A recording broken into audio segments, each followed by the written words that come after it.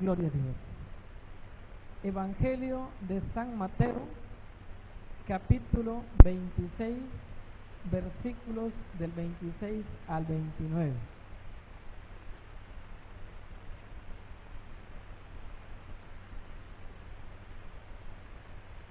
Ya que en el próximo mes es Semana Santa y pues se celebra, ¿verdad?, la pasión de Cristo, ¿no?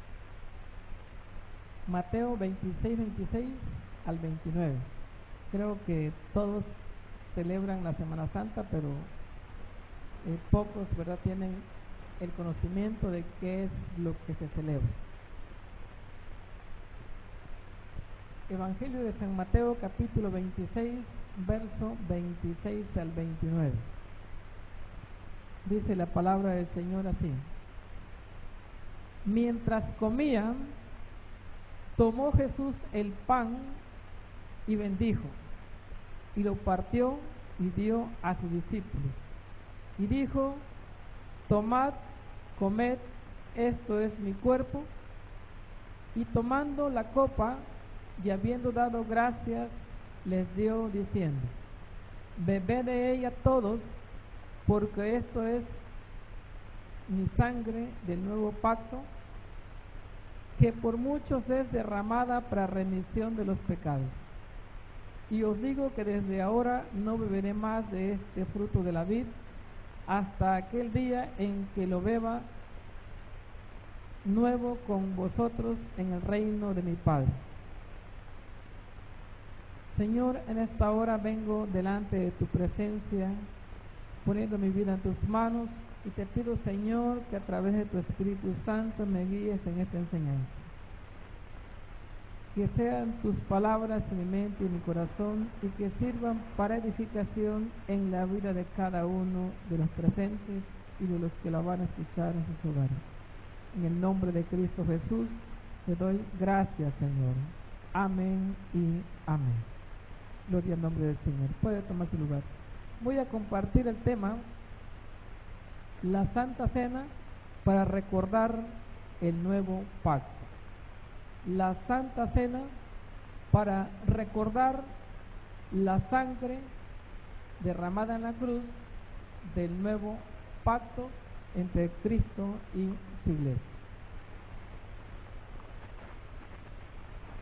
Este mes, ¿verdad?, que viene, la primera semana, los últimos, ¿verdad?, días de la semana, pero son principios del mes, se celebra lo que es la Semana Santa. Y pues muchos están pensando en vacaciones, ríos y playas, ¿verdad? Más sin embargo, la iglesia lo recuerda de manera constante. Este acontecimiento, que es a nivel mundial su celebración, la iglesia lo debe de celebrar más aún debido a los beneficios que recibimos. Cuando Jesús está, ¿verdad?, con sus discípulos, Él habla de la celebración de un nuevo pacto. ¿Por qué un nuevo? Porque había un viejo pacto. Es decir, Dios hizo con la nación de Israel un primer pacto. Estando en el monte de Sinaí, se estableció con la nación de Israel bajo condiciones, ¿verdad?, donde venían de Egipto con camino en la tierra prometida, y llegaron a los pies del monte Sinaí, y ahí Dios estableció un primer pacto con la nación de Israel. Entonces, para contextualizar, vamos a ver Éxodo 24, del 3 al 8. Sin perder la cita, ¿verdad?, de Mateo. Vamos a ver este primer pacto. ¿Por qué es importante que nosotros sepamos acerca de este primer pacto? Porque de esta manera vamos a entender muchos de los elementos usados en el nuevo pacto entre Cristo y su iglesia. Éxodo 24. Éxodo capítulo 24, verso 3 al 8.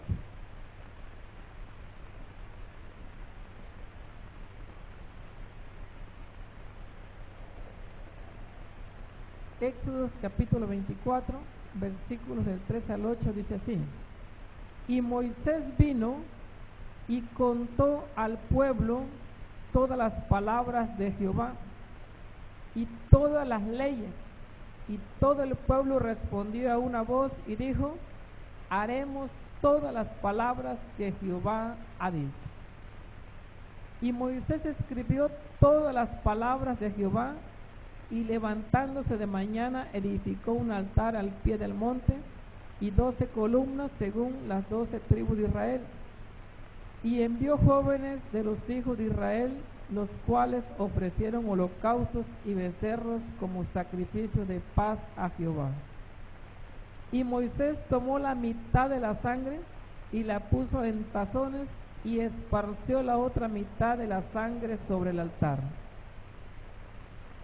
Y tomó el libro del pacto y lo leyó a oídos del pueblo, el cual dijo: haremos todas las cosas que Jehová ha dicho y obedeceremos. Entonces Moisés tomó la sangre y roció sobre el pueblo y dijo: he aquí la sangre del pacto que Jehová ha hecho con vosotros sobre todas estas cosas. Si nos damos cuenta, en este primer pacto es entre Dios y la nación de Israel. Los ancianos de la iglesia, los ancianos del pueblo de Israel, en este caso, ellos representan a toda la nación. Ellos están representando a cada una de las tribus. Y ellos hacen el pacto, hacen este primer pacto con Dios. Se leen las leyes, se leen todas las leyes y el pueblo responde que van a obedecer las leyes. Entonces hay un pacto establecido que se sella con sangre. Por eso hicieron los holocaustos y tomó la sangre, la roció sobre el altar y sobre el pueblo. Entonces vemos de qué manera con la sangre se sella este primer pacto. Pero es entre Israel, entre Dios y la nación de Israel. Entonces nosotros prácticamente como la iglesia del Señor, pues no formamos parte de ese primer pacto. Porque no, ahora sí que no somos israelitas. Y aún si alguno fuera judío o fuera israelita, pues aún dijo el apóstol Pablo que Dios de los dos pueblos, tanto judíos y gentiles, formó uno solo, que es la iglesia. Así que toda rodilla se doblará y toda boca confesará a Jesús como su Señor y Salvador. Así que este primer pacto fue casi imposible de cumplir. Este primer pacto tenía que cumplirse guardando la ley, la cual comprendía, parece que 613 mandamientos. Casi imposible de cumplir, pero fue para Israel.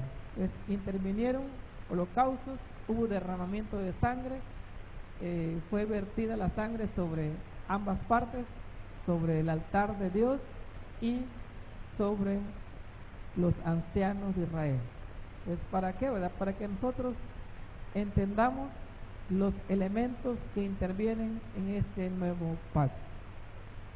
La nación de Israel había recibido la orden de celebrar la Pascua de manera perpetua. Por eso cuando nosotros leemos, ¿verdad?, este pasaje, regresando otra vez a Mateo, cuando leemos el versículo 26 dice, mientras comían. O sea, ¿qué es lo que comían? Pues nosotros al leer, ¿verdad?, los primeros versículos o los anteriores versículos, encontramos que Jesús dio la orden de preparar el cordero de la Pascua, preparar la cena de la Pascua, un mandamiento de manera perpetua para la nación de Israel. Muchos de los acontecimientos o de los mandamientos de Dios tienen un propósito. Dios dijo a la nación de Israel, después de esta generación vendrán nuevas generaciones que no sabrán nada de lo que ocurrió en Egipto. Las nuevas generaciones que vendrán posteriormente se olvidarán de cómo estuvieron esclavizados en Egipto. Se olvidarán de la vida de sufrimiento, se olvidarán de los martirios, de las muertes que sufrieron en Egipto. Y Dios dijo, para que no se olviden de dónde salieron, para que cuando celebren la Pascua les pregunten sus hijos o sus nietos, dijo, ustedes le van a explicar. La Pascua tenía un propósito de traer a la memoria de las personas el momento o el tiempo de sufrimiento en Egipto y de qué manera Dios sacó a su pueblo con su mano poderosa, lo sacó de Egipto y lo trasladó a la tierra prometida. Dios le dio ese mandamiento.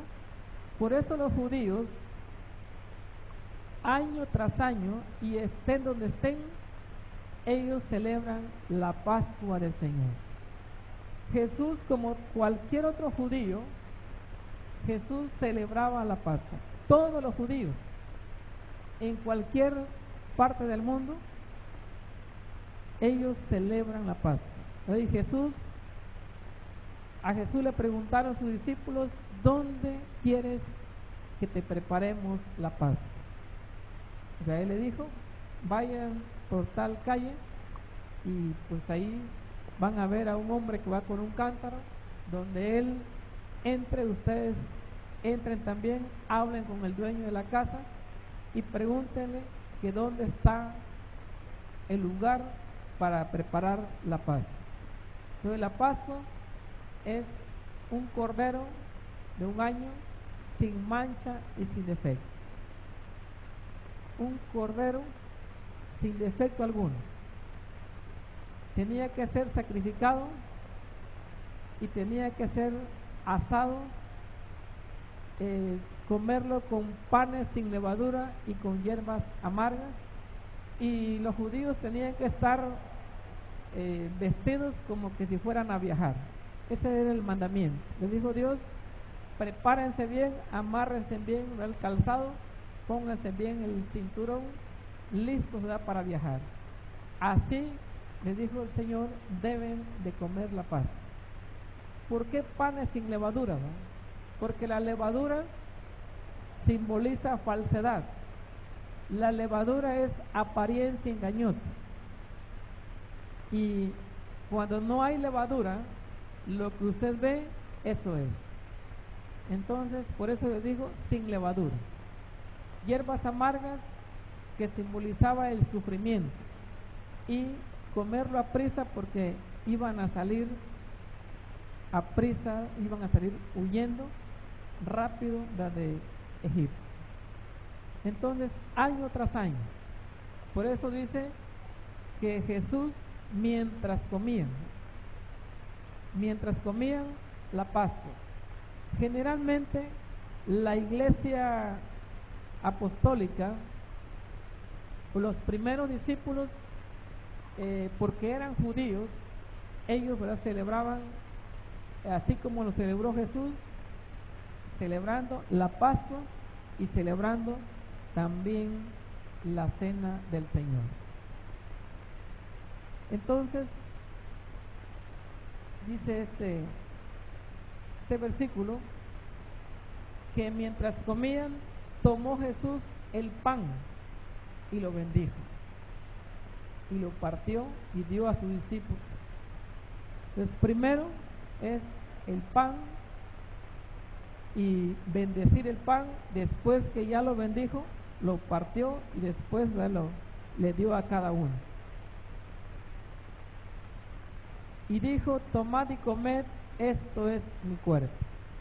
Obviamente que mientras que nosotros no tengamos alguien, ¿verdad?, que nos diga lo contrario, si nosotros leemos, o cualquier persona que lo lee de manera natural, sin que le digan esto dice pero esto quiso haber dicho, va a entender, y lo podemos ver, ¿verdad?, en muchas películas, que Jesús en ese momento de que está celebrando la Pascua, Jesús está intacto, todavía no ha sido aprisionado, todavía no lo ha entregado Judas, y todavía no ha llegado la guardia del templo a tomarlo prisionero para llevárselo y darle de latigazos, abofetearlo, golpearlo. Aún todavía está intacto. O sea, Jesús todavía está libre, está con sus discípulos, no ha llegado su hora todavía, está entero. Por lo tanto, Él toma el pan sin levadura, lo parte y le dice: este pan representa mi cuerpo que va a ser entregado a favor de ustedes. O sea, no es de que Jesús se haga chiquitito y se meta en el pan, nada de eso. Él está diciendo con un ejemplo, Él está diciendo: este pan representa mi cuerpo, y así como mi cuerpo va a ser entregado, de igual manera les entrego a ustedes el pan. Entonces, ¿para qué? Para que la gente comprendiera. Incluso la Pascua o el Cordero de la Pascua tenía un propósito, aparte de traer a la memoria del pueblo de Israel que un día fueron esclavos en Egipto y que Dios con su mano poderosa los sacó de la esclavitud y los puso en una tierra libre. Aparte de ello, el Cordero tenía un propósito: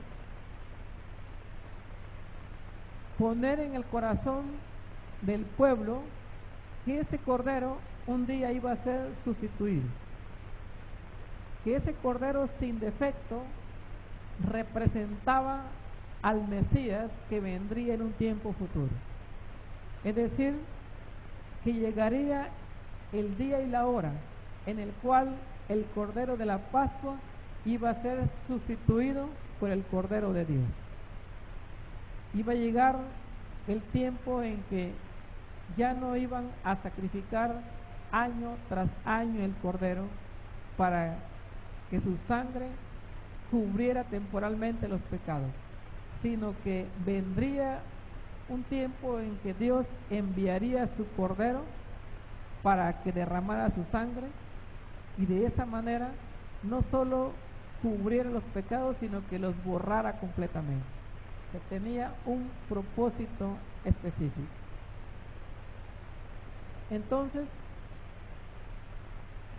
Jesús les dice: tomad, comed, esto es mi cuerpo.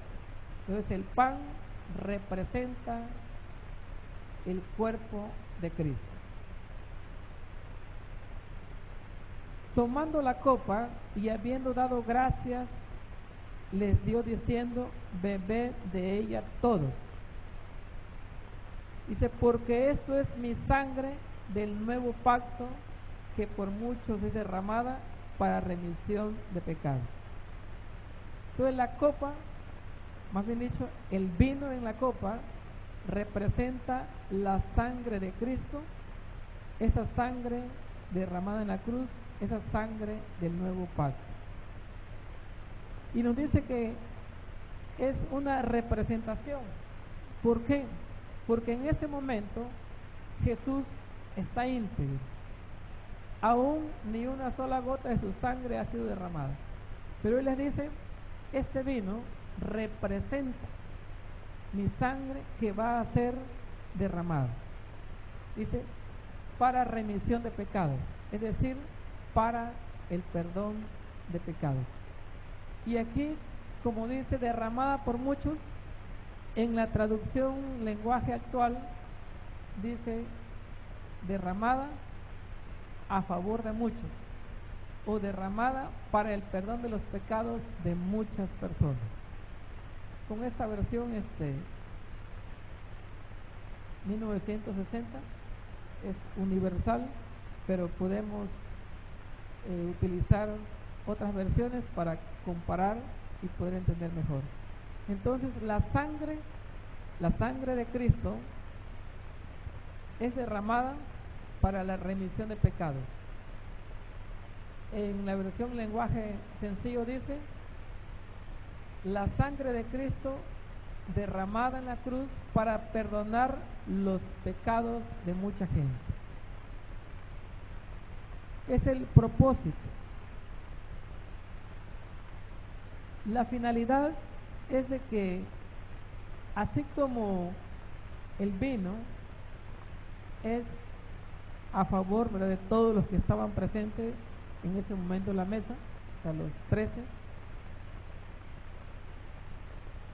vendría la hora en que Jesús derramaría su sangre para alcanzar al mundo entero, a cualquier persona. Por eso dice derramada por muchos, a favor de muchos, o también para beneficiar a muchos. No es, ¿verdad?, a todos, porque no es en automático, sino que solamente para quienes acepten ese sacrificio. Vemos en Hebreos 9:22 acerca de la necesidad del sacrificio.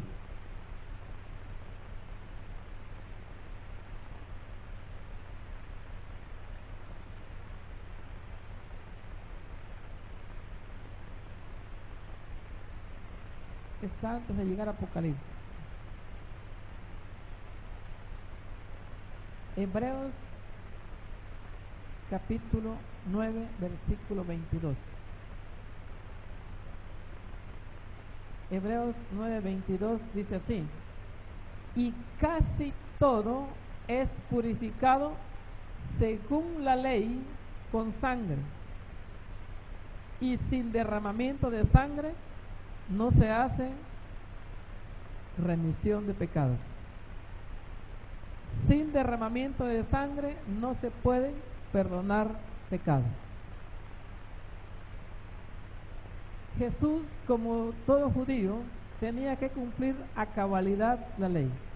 Entonces, la ley establecía que tenía que haber derramamiento de sangre para perdonar pecados.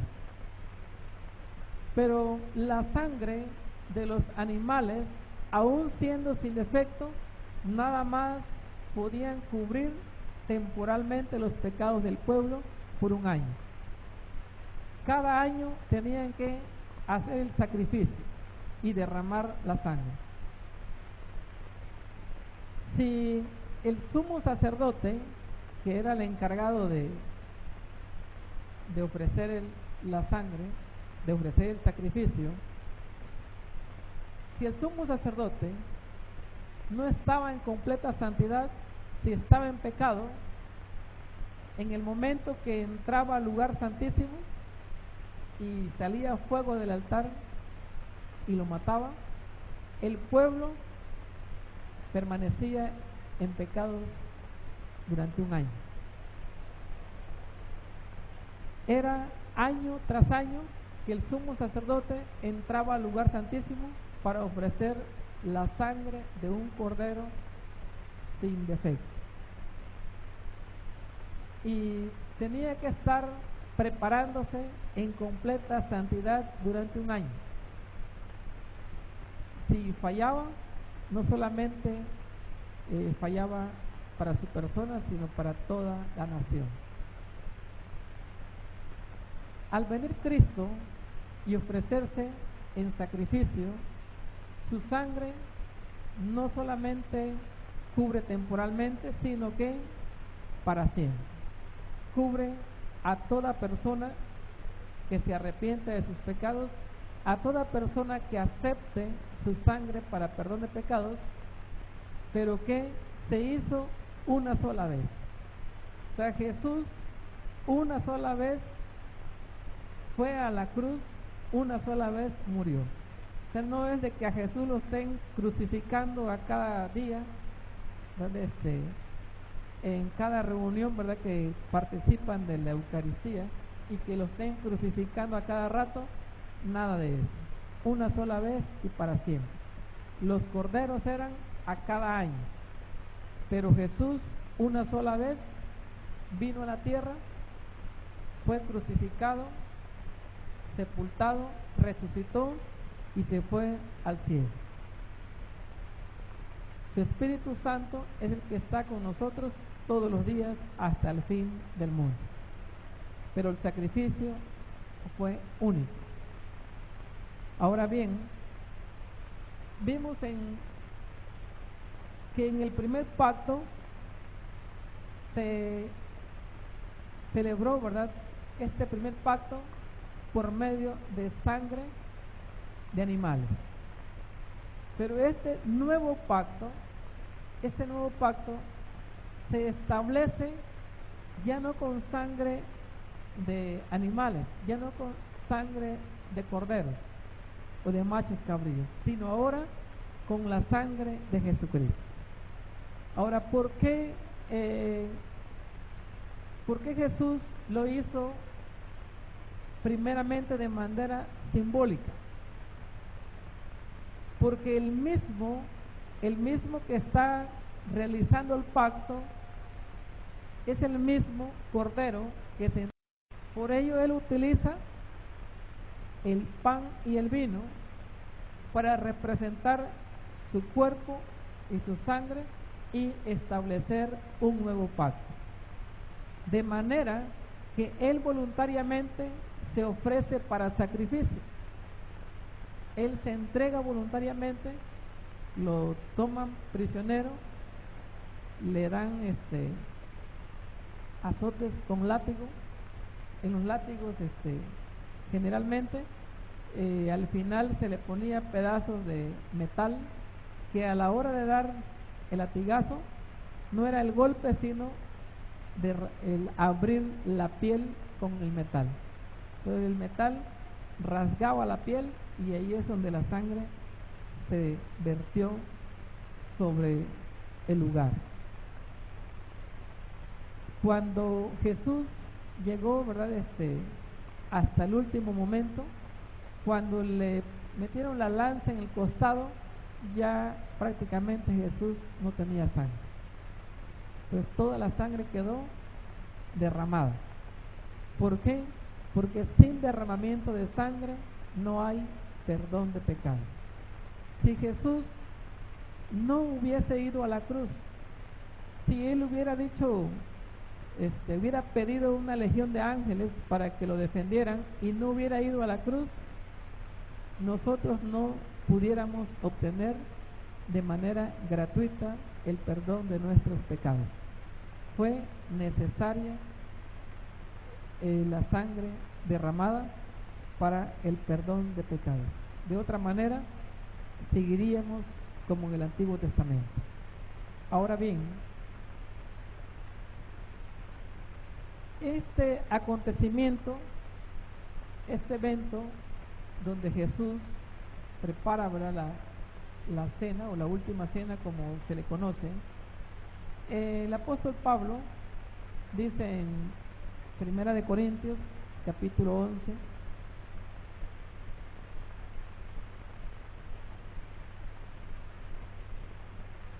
aunque Jesús también, ¿verdad?, lo dice en los otros evangelios, tanto de Marcos como Lucas, pero lo vamos a ver mejor cómo lo explica el apóstol Pablo a la iglesia de Corintios en su capítulo 11, verso 23 al 26.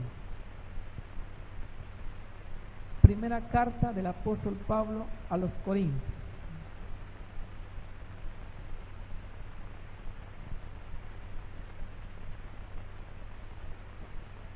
Primera carta del apóstol Pablo a los Corintios. Dice el apóstol Pablo, verso 23, del capítulo 11, dice: porque yo recibí del Señor lo que también les he enseñado, que el Señor Jesús, la noche que fue entregado, tomó el pan, y habiendo dado gracias, lo partió y dijo: tomad, comed, esto es mi cuerpo que por vosotros es partido, haced esto en memoria de mí. Asimismo tomó también la copa después de haber cenado, diciendo: esta copa es el nuevo pacto en mi sangre, haced esto todas las veces que la bebiereis en memoria de mí. Cuando el apóstol Pablo da esta enseñanza, escribe esta carta a la iglesia de Corinto, se vea la frase: en memoria de mí. En otras palabras, podríamos decir, si nosotros lo hubiéramos, si fuera un acontecimiento que nosotros quisiéramos que quede perdurable, diríamos: para que se acuerden de mí. O sea, una palabra equivalente, podemos sustituirla en lugar de que Jesús haya dicho en memoria de mí, para que se acuerden de mí, que morí en la cruz por sus pecados. En lugar de en memoria de mí. Si usted puede compararlos en diferentes versiones, puede compararlo en una versión lenguaje sencillo, en la de Dios habla hoy, y verá que viene un poco diferente. Dice: para que se acuerden de mí, o para que traigan a memoria este evento. En sí, celebrar la Santa Cena, que por cierto, ¿verdad? No la celebramos el día, no lo celebramos en la mañana porque sería Santo Desayuno, ¿no? O en la tarde Santo Almuerzo. Entonces se debe de celebrar en la noche, ¿no? Por eso es Santa Cena. Lo celebran indistintamente del horario, pero Jesús no lo celebró en la mañana ni a mediodía, sino que lo celebró en la noche. Por eso nosotros utilizamos días entre semana para celebrarlo. No lo celebramos domingos en las mañanas, sino que siempre en las noches. ¿Por qué? Porque así el Señor lo hizo y Él es el camino. O sea, Jesús es el ejemplo a seguir. Él lo hizo de una manera, entonces nosotros debemos de hacerlo de esa misma manera. Por eso es que no lo celebramos los domingos en las mañanas, sino que lo vamos a celebrar el jueves en la noche. Es este jueves que viene. Sigue diciendo el verso 26. Dice: así pues, todas las veces que comieres de este pan y bebieres de esta copa, la muerte del Señor anunciáis hasta que Él venga. Se vea el propósito. Todas las veces que nosotros celebremos la Santa Cena, estaremos anunciando la muerte de Cristo. Y todas las veces lo estaremos celebrando, o lo debemos celebrar, dice, hasta que Él venga. Es decir, la celebración debe de ser de manera perpetua. ¿Y cuándo se va a terminar? Hasta que Cristo venga por su iglesia. Mientras, nosotros debemos de celebrar. Algunos, ¿verdad? Por ejemplo, los testigos de Jehová lo celebran una vez al año. Ellos dicen que lo celebran una vez al año porque el nuevo pacto se estableció después o durante la cena del Cordero Pascual. Y ellos dicen, bueno, la Pascua se celebraba una vez al año, y porque Jesús la impartió una sola vez, entonces ellos dicen, pues la celebramos una vez al año. Pero el apóstol, ¿verdad? Pablo está diciendo que todas las veces que nosotros lo hagamos es con el propósito de anunciar la muerte de Cristo. La Iglesia Apostólica, en el libro de los Hechos, capítulo 2,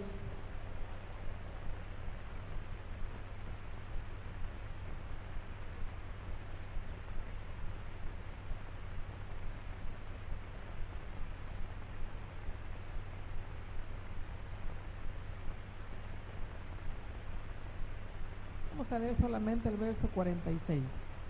Hechos 2:46.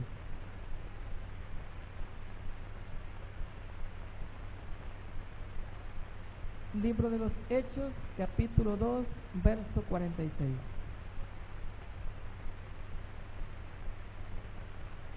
Y perseverando unánimes cada día en el templo y partiendo el pan en las casas, comían juntos con alegría y sencillez de corazón. Entonces la iglesia estaba unida con un mismo espíritu, en un mismo sentir. Entonces, perseverando, unidos cada día en el templo. Ellos sí se congregaban a diario, ¿verdad? Yo creo que basados en este versículo, algunas iglesias tienen culto todos los días, ¿no? Pues ellos han de tomar este versículo como base y dice, bueno, si los apóstoles o la iglesia apostólica se congregaban todos los días en el templo, pues también, ¿verdad?, ellos lo hacen. Nosotros únicamente son 3 días por semana, pero no son días completos, ¿verdad? Son 3 veces por semana. Pero los apóstoles lo hacían, dice, todos los días, pero estaban unidos. Y partiendo el pan en las casas, comían juntos con alegría. Entonces algunos creen que celebraban la cena del Señor, la celebraban todos los días. Otros, ¿verdad?, piensan de que lo celebraban una vez a la semana. Libro de los Hechos, capítulo 20, verso 7.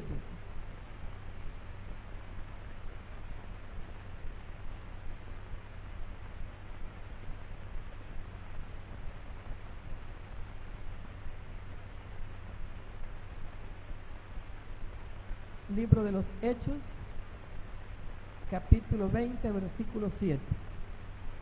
Dice así: el primer día de la semana, reunidos los discípulos para partir el pan, Pablo les enseñaba, habiendo de salir al día siguiente, y alargó el discurso hasta la medianoche.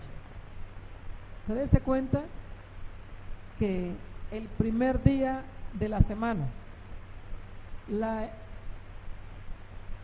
nación judía o el pueblo judío, ellos en el primer pacto, ellos estaban obligados a congregarse en el séptimo día, es decir, el día sábado.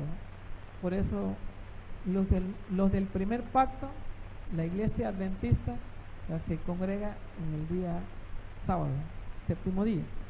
Pero la iglesia apostólica, que es la iglesia del nuevo pacto, dice que aquí estaban reunidos en el primer día de la semana. Y el primer día de la semana es el día de hoy, ¿verdad?, día domingo.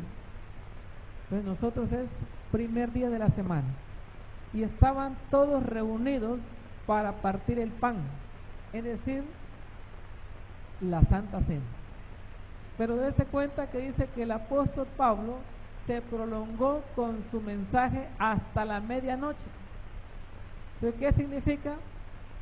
Que la reunión estaba siendo celebrada en la noche, no sé, ¿verdad? A primeras horas de la noche, y se prolongó hasta la medianoche. Pues no imagínese que empezó a predicar desde las 6 de la mañana y llegó hasta las 12 de la noche, ¿verdad? Es imposible. Entonces aquí las reuniones eran en la noche. ¿Por qué? Porque la cena es en la noche. Ahora, si usted analiza, la Iglesia Católica no le llama Santa Cena. ¿Por qué? Porque la gente que va a la misa se daría cuenta. Por lógico, la gente pensaría, pues ¿cómo me van a dar Santa Cena a las 7 de la mañana o a las 5 de la mañana en misa de gallo, ¿no? Entonces, imagínense, por eso le cambiaron el nombre, de tal manera que la gente ni enterada, ¿verdad? Ni enterados que es Santa Cena. Cambiándole el nombre, se perdió todo, ¿no? Pues por eso los despistan. Y la gente llega y pasa la hostia a cualquier hora, pero no saben que está celebrando la Santa Cena. Si le dijera que es Santa Cena, le aseguro que por mucho que desconozcan las escrituras, pues dirían, oiga, pero ¿cómo es que me está dando la cena en el desayuno, ¿no? Entonces la gente protestaría. Por eso le cambiaron y ellos no le llaman, ¿verdad?, Santa Cena, sino que le llaman Santa Eucaristía, ¿no? Y ahí la gente tendría que ir al diccionario, ¿verdad?, para investigar el significado. Pero de aquí a que lo investigue y si se acuerda, pues ya pasó, ¿no? Esa es la estrategia. La astucia va cambiándole los términos para despistar a la gente. Entonces concluimos estábamos en Mateo, perdón, en Corintios. Concluimos en Corintios. Entonces, el apóstol, ¿verdad?, dice, y todas las veces que comieren de este pan y bebieren de esta copa, la muerte del Señor anuncian hasta que Él venga.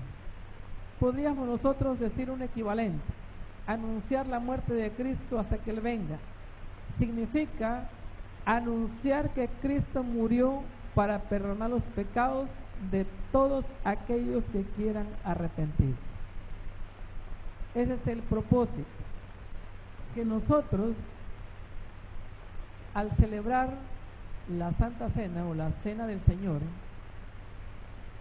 traemos a nuestra memoria, aunque casi como cristianos, un poquito difícil que nos olvidemos, ¿verdad?, de por qué somos salvos o por quién fuimos salvos. Es un poquito difícil que nos olvidemos, pero por aquello de que existan iglesias que se olviden, ¿no?, que ponen a predicarse de todo menos de la sangre de Cristo. Y por cierto, cuando se le pregunta a los católicos, oye, ¿por qué tienen crucifijo? Dice, para recordar la muerte de Cristo en la cruz. Y le dije, ¿y qué no para eso se dejó establecida la Santa Cena? En la Santa Cena dice, en memoria de mí, es decir, para que traigan a su memoria el sacrificio de Cristo en la cruz. Qué linda la palabra, preciosa la palabra, ¿no? Entonces, la gente trata de justificar su idolatría, pero la Biblia es clara: para traer a memoria, para que recordemos el sacrificio de Cristo. Para eso es la Santa Cena. Nada de que el vino se convierta en sangre y que el pan, ¿verdad?, se convierta en la sangre en el cuerpo de Cristo, y que la gente cada vez que participa, ¿verdad?, se come a Cristo y se bebe su sangre.